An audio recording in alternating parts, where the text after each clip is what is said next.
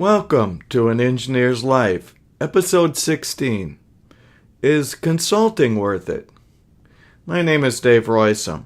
Here we continue a reflective journey asking the big questions. In the last episode we talked about engineering. Here we will talk about consulting, or more specifically, engineering consulting in the greater set of web manufacturing and converting industries such as paper, film, foil, nonwovens, textiles, and so on. Note, however, that while I know many consultants, this is just one person's observations. Your mileage may vary, as they say. So what does it take to be a successful consultant?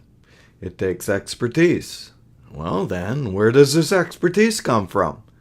It comes from education, such as a science or engineering degree, as well as the right kind of experiences. The experiences must be simultaneously both wide and deep. Deep experience can generally only be found in large companies, though a few machine builders might also get to deep. An analogy might help. We might well expect an automotive engineer to know more about cars than an engineer who merely owns a car, though there will be exceptions. Another con is inclination. The reason is that consulting is a very risky choice. While 80% of all small businesses fail, as we saw in the last episode, the failure rate of consultants is much higher. Most people who try consulting will either need to return to a real job or retire. Most people would rather stick with a sure thing, such as an engineering job at a stable company. So what are the consulting failure modes? Well, it could be the lack of education or experience. However, I've seen a few people who had only a modicum of these attributes and still make it. On the other hand, an engineering degree and a lifetime of wide and deep experiences will still often fall flat in the great majority of cases. Why? Well, it's the lack of effective marketing. You must reach 10,000 people to get 10 jobs that might allow you to survive the first year without dipping too much into savings or retirement. Then you need to do even better the next year by retaining a few of those first-year clients and adding another 10,000 potential contacts to get another 10 jobs, some to replace attrition and others for business growth. In previous time, marketing was done by writing for magazines and speaking at large conferences.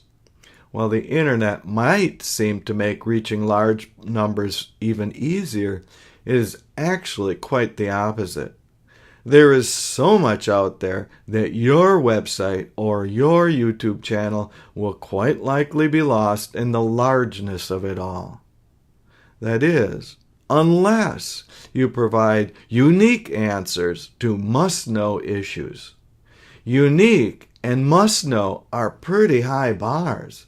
Not to mention the need for good writing and, in the case of YouTube, videography skills. Marketing demands a lot of time, at least one day per week for sustainability and perhaps a lot more to begin with. To give you an example, I may do one YouTube clip per week on the average, and it takes 3 hours of videography to get 3 minutes of finished video. Even as crude as this appears. Lastly, I will make a quick business of the subject of money. Most consultants would have made more if they would have stayed with a good company as an employee. To add insult to injury, the consultant has no health care, no retirement, or no other benefits unless they pay for it themselves. Thus, in short, you should not become a consultant because you think you'll be financially better off. High risk and very modest payback at best.